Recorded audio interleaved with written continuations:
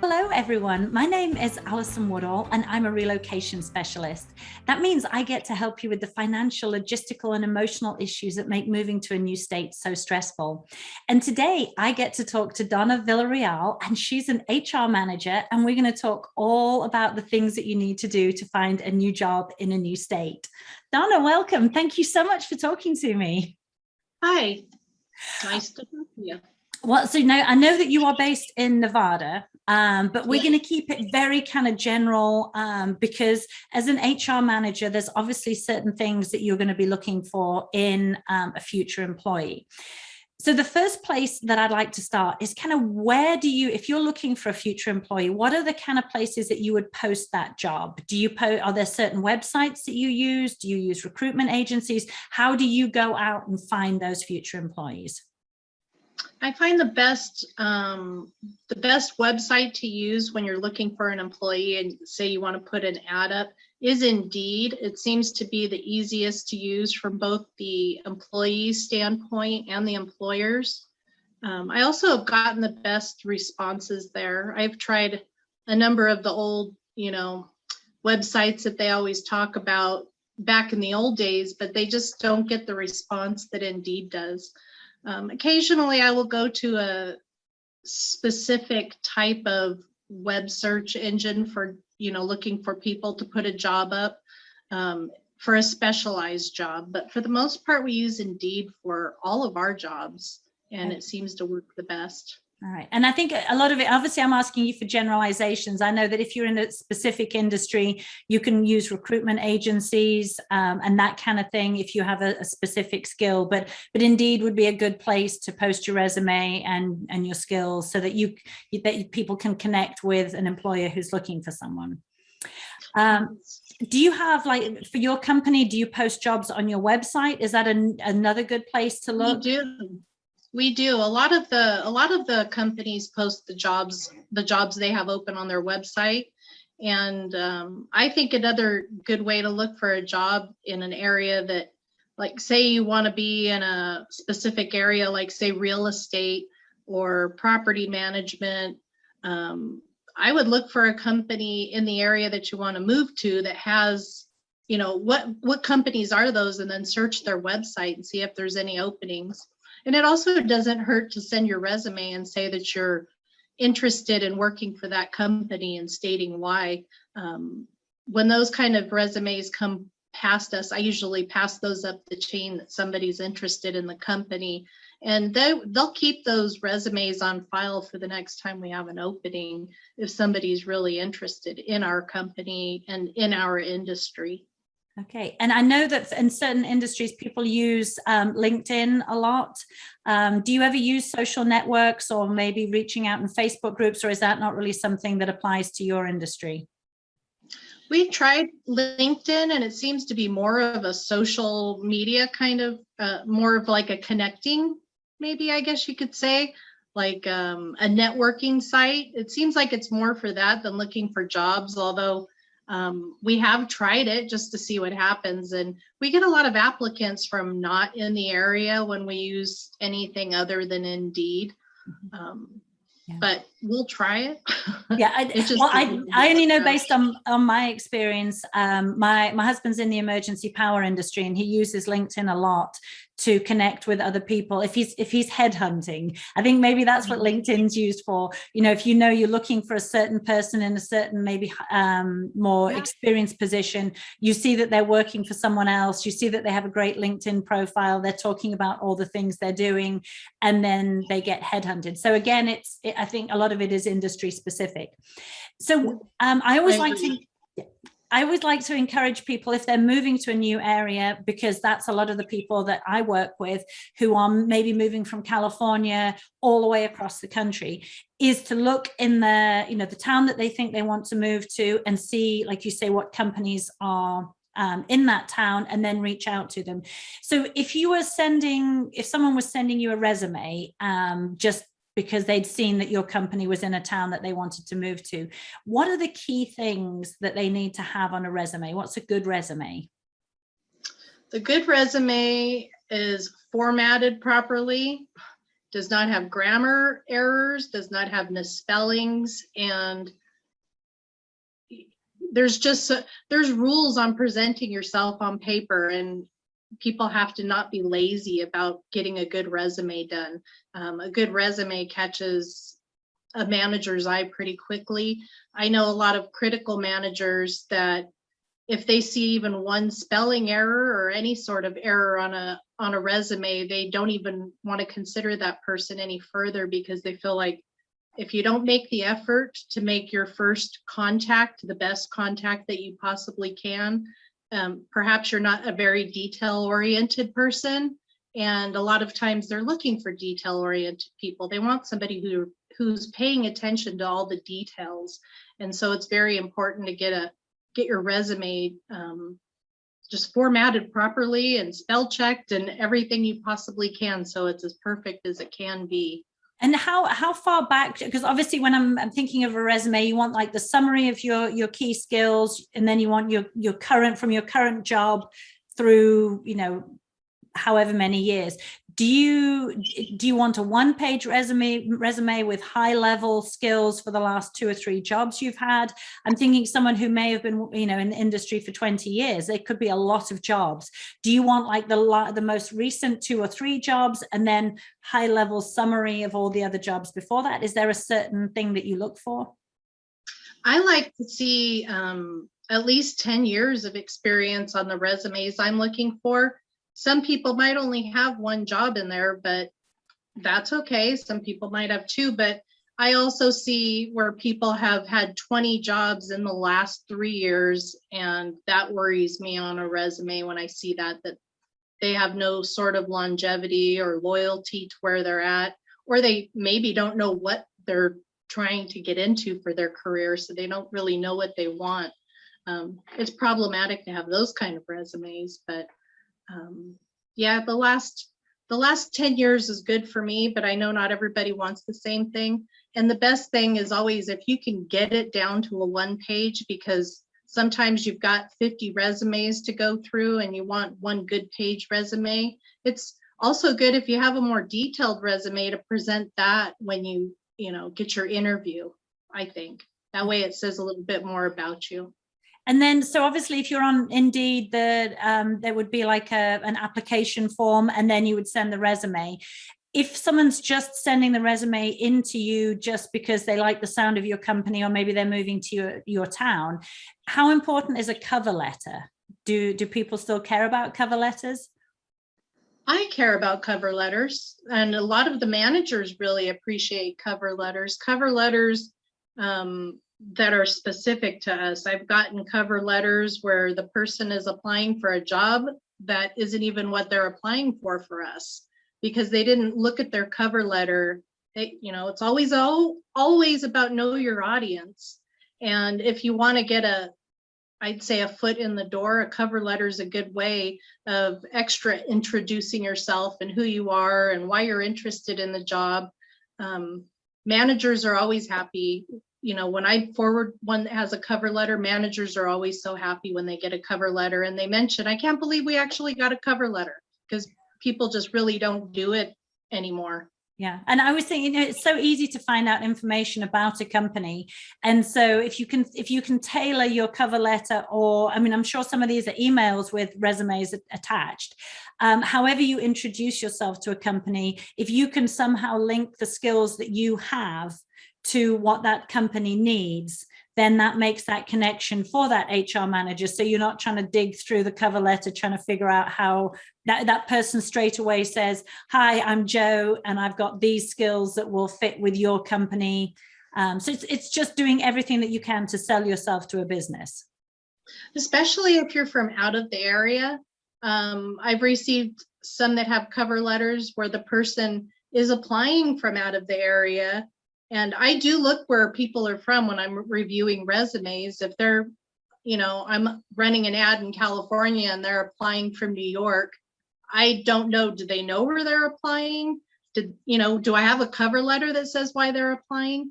A lot of times those people get bypassed because we don't know why they're applying. They'll get forwarded onto the manager, but the manager wants somebody that they can interview pretty quickly and knows that they'll be available. So if somebody is applying from out of the area and they have intentions of moving there, it's really good to put that in the cover letter so that the receiver of that resume knows why they're getting something from out of the area and the person really is interested in that job that you're advertising.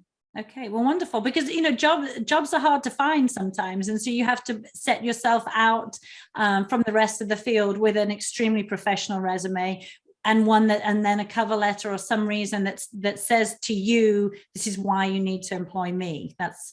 It's common sense, but it is still difficult. And getting in terms of the proofreading, I have many skills. Proofreading my own stuff is not one of them.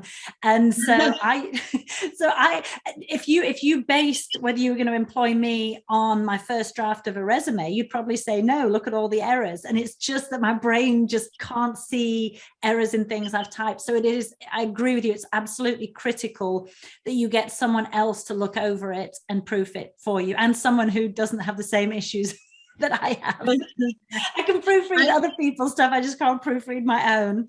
Okay, perfect. So you've got a great one-page resume covering the last 10 years with some kind of cover letter that says, why that person wants to work for your specific company, not just a generic letter. And then particularly if they're out of the state, they've got to explain clearly and quick and early on in that cover letter why they are applying to you and why, even though they're out of state, they're such a good fit for your company and you should consider them. Yeah. So once they come and you say, yes, let's interview this person, what do you do now after COVID? Are many of your interviews on Zoom, or do you still do mainly face-to-face interviews? We do both. It might be an initial interview on Zoom, and they might do an in-person interview afterwards for a second interview. So as we're on Zoom, if someone's on a Zoom interview with you, what are you looking for from a Zoom interview with a potential employee? Well, I'm always looking for the personality, and I kind of body language watcher. So I'm always interested in if that person's being very sincere and real and representing themselves in a way that seems genuine.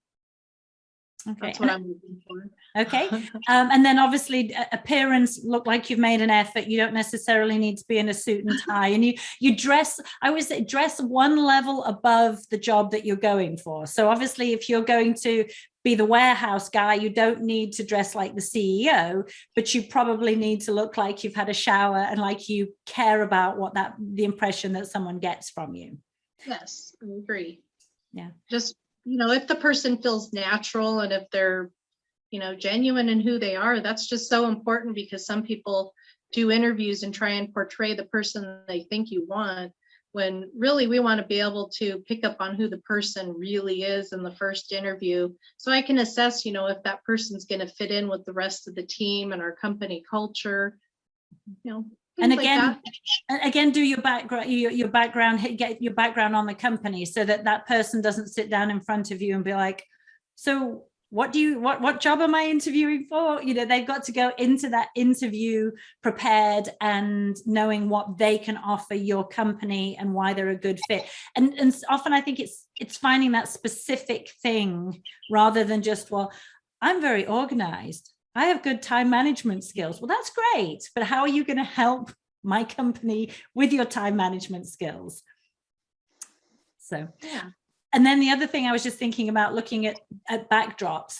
If you're doing a Zoom and you're at home, to give that professional appearance, just try not to have kids running around in the background, as neutral a background as possible, and quiet always helps, I always think, with Zooms. Good. And then, so say that's the person, go through the Zoom interview, everything goes great, they come in for an in-person interview, and then you hire them. What makes a good employee for you, from an HR point of view? Well, my first interactions with the employees, and it's big for me, and it usually tells me if somebody's going to fit in or not, is if they're actually listening to me when I'm talking to them. So that's a big thing. Usually if I'm talking to somebody and they start talking over me, or I'm trying to explain something important and they change the subject, I usually know that person's not going to fit in well, because the people that I'm working with are pretty detail oriented, and they want to be able to communicate the first time. So you want somebody to listen the first time. That is usually what I'm looking for, is if they're listening. And then also if they're genuine, and if they are, we like team players here. We like when people can help each other out. And so we're always looking for, I guess, somebody who understands a sense of community in our offices. So that's a big thing, that the coworkers support each other. So we're looking for somebody who's a team player, and not somebody who's going to say, oh, that's not my job. Wonderful. That's really important. And something that I always think, and my husband always says this because he's in a technical field, where if someone messes up, you need to immediately hold your hands up and say, oh my goodness, I'm so sorry. How can we fix this? Rather than be like, me, wasn't me. No, it's the hardest thing to do, to own up when you've messed up. Or ideally, if someone asks you to do something and you don't know how to do it, say up front, I'm not sure that I actually know exactly what you want from me. Can you explain in a little bit more detail? Rather than just presume you know what someone wants and then do it all wrong. Yes. I often will say, okay, let me see if I have this right, and I'll reiterate back what I took in and see if it came out, correctly.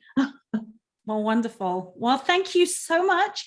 Anything else that you want to add about what makes a good employee, or tips for finding a job in a different state? Well, I think another thing that makes a good employee is a lack of drama. Don't bring drama to the job. Don't bring your personal problems to the job. I mean, it happens. We're all human, but when you've got somebody who does it consistently, it's very disruptive to the rest of the team. So try and keep the drama to a minimum, I think. And then when looking for jobs outside the state, let them know exactly how interested you are and why you'd be great for that role. I listen to stuff like that. I don't know if all hiring managers do, or HR managers, but here we care about our employees. So we try really hard to make sure we find the right people to fit in with the team, so that it's really is a team and not somebody off on the side who's causing problems. And because you're in Nevada, you're very close, obviously, to California. So I presume the culture is very similar. Do you notice any differences between California culture and Nevada culture when it comes to work ethic or expectations? Is there not much difference, or do you see certain things that maybe Californians need to bear in mind when they go somewhere to a different state? Well, I worked in the Bay Area my whole life up until about 8 years ago. And the difference I noticed when I came to Nevada was, whoa, they're way slower than the Bay Area. So everybody just needs to slow down a little bit and have a little bit more patience. Mm-hmm. I found when I moved here, I was a little impatient just because I was used to the same way of life living in the Bay Area. And I found people don't take things as seriously, maybe. And I'm not saying that in a bad way. It's just other things in life are just a little bit more important than the rush of some of the, I guess, culture in the Bay Area. And I don't know if the rest of California is like that, because I don't have experience other than that. But that's the difference I noticed. People have a slower way of life, and it's not a bad thing.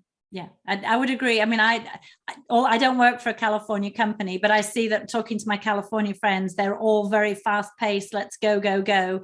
And when I was living in the South, particularly, everything, it's just a little bit slower, and everybody wants to be friends and create that sense of teamwork and community. There's not a lot of conflict, but like if you go to the Northeast, it's a lot more, people are just, it's not argumentative necessarily, but they're the Northeast, they're happier to be more confrontational. Because my background was all in management consultancy, and we used to have controlled conflicts with our clients, which I hated. I like that Southern kind of mentality where we're going to try and figure out how to all get along. The critical thing is just when you move to a new state, look into what the policies are, what the procedures are, what's your expectations, both legal for your new company, and also there's always those unwritten expectations of that kind of evolve with a company culture. So I think being aware of those is important too. Yeah, there's different things. Like when I came to Nevada, there was no requirement to pay out PTO that had been accrued. And in California, it's the law that you pay out accrued PTO. So I was kind of shocked when I came here, and I thought, wow, there's no incentive for an employee to save up their vacation if they could lose it if they lose their job.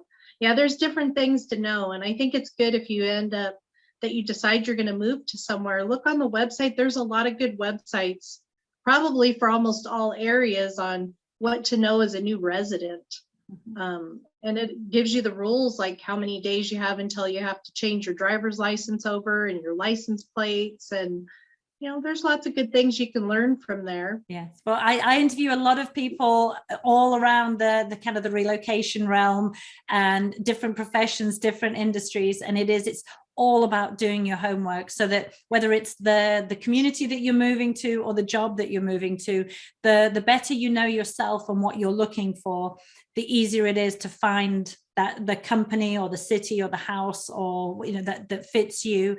And then when you find that place that you think is the right job or the right community, be flexible and know exactly what you're getting into. So yeah, and be flexible for change. Yeah. Well, wonderful. Well, thank you so much. Anything else you want to add? I think we've covered most things. No, I think that's good. Well, thank you so much for sharing all of your wisdom today. I know you're going to help so many people watching this video.